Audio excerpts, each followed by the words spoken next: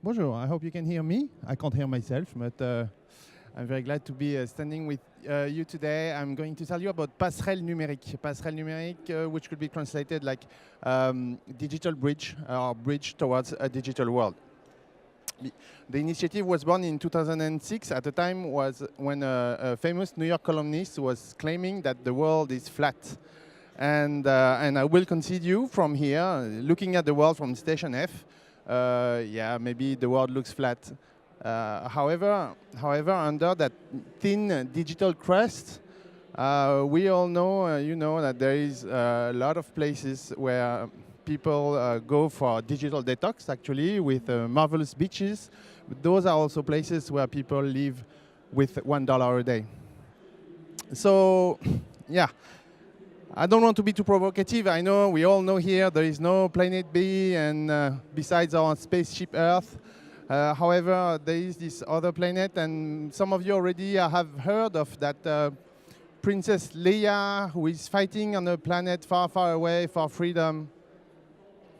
And what I want to introduce you is the real Leia, because part of it is a myth and part of it is a true story. Except that our Leia was born not in Palawan, but in Samar Island in Philippines. She was living with $1 a day with her family in one of those islands with the marvelous beaches. And what we have been doing at Passerelles Numériques is to take Leia to school, basically. It's not a simple feat because it's about bringing her to a big town where she doesn't have any connections, any family. It's about learning to live in community housing. It's about business life training and, of course, academic education. We are bringing her into the digital world, so it's about digital trainings. And today, as you can see on this picture, Leia is a proud member of our digital planet. That's one little story.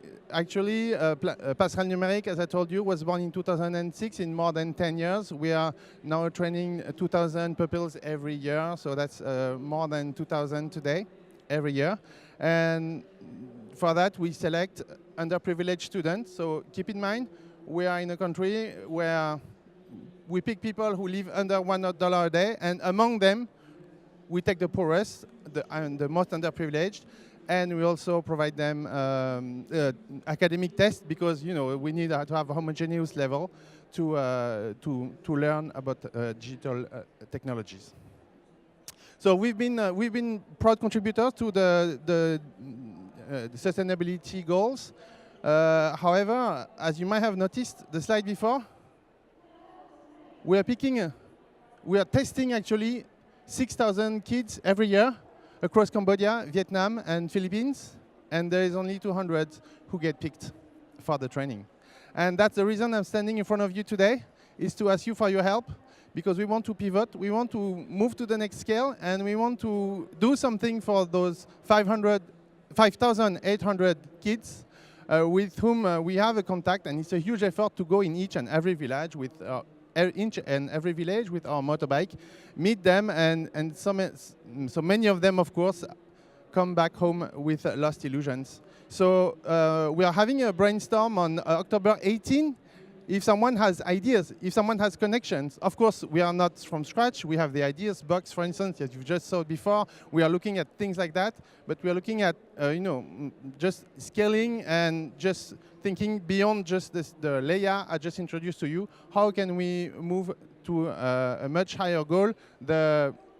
Just Philippines and Vietnam, Cambodia is 130-something people. So that's a lot of population to address. So please, you connect to us on our website, Facebook, Twitter, LinkedIn, whatever. Ping me, I'm here, and I hope you can have ideas for us.